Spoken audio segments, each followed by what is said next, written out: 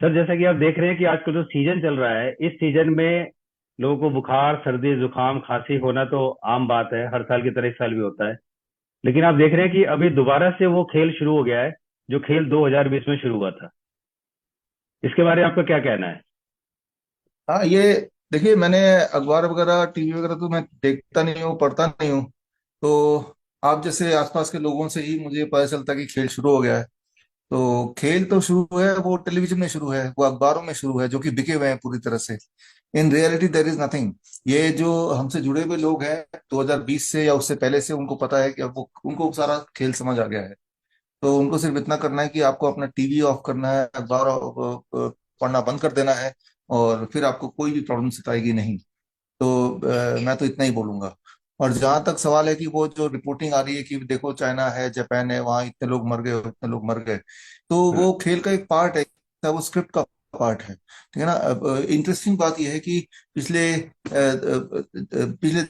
3 साल से यहाँ से चाइना जाने की इजाजत ही नहीं है किसी को। वीजा ही नहीं दे रहे हैं, ताकि जब भी खेल एक्सपोज ना हो। इसीलिए कि भाई वहां पे चाइना की जो एक इंटरनेट, पहले से उनका एक रवैया रहा है कि वो फेसबुक या उनका अपना गूगल है, फेसबुक को एंटर नहीं करने दिया, गूगल को एंटर नहीं करने दिया। तो चाइना कभी नहीं चाहता कि उस देश के अंदर क्या हो रहा है वो कभी बाहर की दुनिया को पता चले।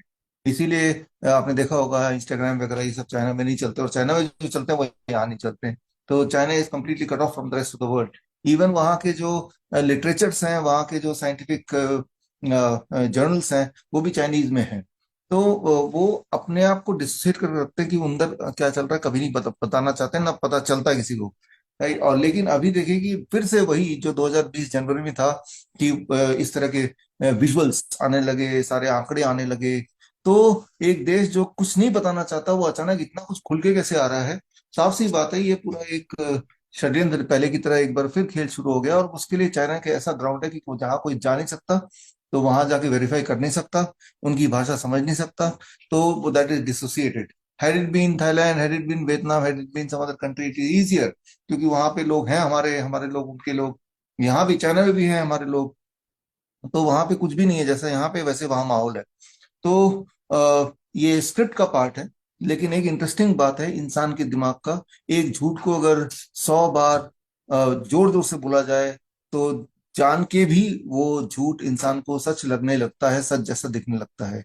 और फिर उसको बेस करके इंसान अनजाने में ही सही, बट एक्शन ऐसा कुछ लेता है which is influenced by that drama. तो ये ड्रामे का हिस्सा है, इसे ड्रामा की तरफ देखिए, की तरह ही देखिए, तो आपको ठीक ही लगेगा। हम्म। जैसा मुझे याद है कि 2020 में जब ये शुरू हुआ था, जनवरी से ही शुरू हुआ था। अभी भी जनवरी आने वाला है। उसके बाद चाइना चाइना आ रहा था, लेकिन हमने देखा कि मार्च अप्रैल के बाद से चाइना खत्म हो गया और चाइना के बाद यूएस और यूके शुरू हो गया। और वहां पर फिर एक रिपोर्ट आई व्हाइट के अकॉर्डिंग कि चाइना में टीसीएम यानी कि जो उनका ट्रेडिशनल मेडिसिन है चाइना का, उससे उन्होंने 92% के ज्यादा केसेस को ठीक कर लिया।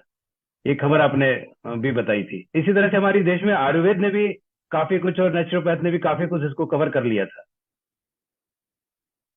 देखिए, ये दुर्भाग्य है हमारे देश के आयुर्वेद और हमारे देश में होम्योपैथी, हमारे देश में नेचुरोपैथी सारा होते हुए भी, ये सारे जो डॉक्टर्स हैं इस वक्त, अब जबकि दोबारा खेल शुरू हो गया है, ये सारे डॉक्टर न जाने कैसे एकदम साइलेंट मोड पे चले जाते हैं, म्यूट मोड पे चले जाते हैं। उनकी सारी बुद्धि पता नहीं कहाँ गायब हो जाती है, और वो खुल के सामने नहीं आते। ये दुख की बात है। आम जनता की बात छोड़ ही दीजिए। आप अगर जो लोग मुझे सुन रहे हैं, इंडिविजुअली आप किसी भी आयुर्वेदाचार्य से बोलिए, किसी भी होम्योपैथ से बोलिए, उनको सब कुछ पता है, अच्छी तरह पता है। इनको पता रहे ना, कोई बड़ी बात नहीं है। बट इंपॉर्टेंट बात यह है कि क्या वो बोल रहे हैं, क्या वो अवेयरनेस फैला रहे हैं। वो डरे हुए हैं, सहमे हुए हैं, उनको डराया गया है। तो जब तो कोई प्रॉब्लम है ही नहीं, प्रॉब्लम तो हवा में है, हवा में मतलब इमेजिनेशन में है, अखबार में है, टीवी में है। तो ठीक किसे करना है? ठीक जिसे करना है वो तो साधारण फ्लू है। फ्लू तो कब नहीं आता है, वो तो सालों साल आया है। जब से हम पैदा हुए हैं, तब से फ्लू आता है और जाता है। फ्लू तो एक पार्ट है हमारे लाइफस्टाइल का, हमारी जिंदगी का। छोटे बच्चों को साल में 6 बार आता है कम से कम। उसी से उनकी इम्यूनिटी डेवलप होती है। हमारी इम्यूनिटी की भी ओवरऑलिंग होती रहती है जब इस तरह के फ्लू से हम हमारा इम्यूनिटी उससे टक्कर लेता है, उससे उसे कॉम्बैट करता है। तो बात तो किसी एक पद्धति की है ही नहीं, क्योंकि कोई नई चीज है नहीं, कोई नया प्रॉब्लम नहीं है, कोई नई बीमारी है नहीं। राइट, एक नया नाम जरूर है। राइट, एक नया प्रोपेगेंडा जरूर है। इस प्रोपेगेंडा में नया ये है कि जो जिन लोगों को मुखर होके आगे आना चाहिए, एलोपैथी लॉबी नहीं आ रही है तो समझ आता है कि भाई उनको उनको कमाई का रास्ता मिल गया, और जो कि वो चाहते हैं, समझ आती है। लेकिन आयुर्वेद लोग, नेचुरोपैथी के लोग, जानते हुए भी, राइट, सब कुछ पता है लेकिन वो सामने नहीं आ रहे। तो यही दुनिया है। अगर वो सामने आ जाते तो ये खेल पहले भी नहीं होता और अब भी नहीं होगा।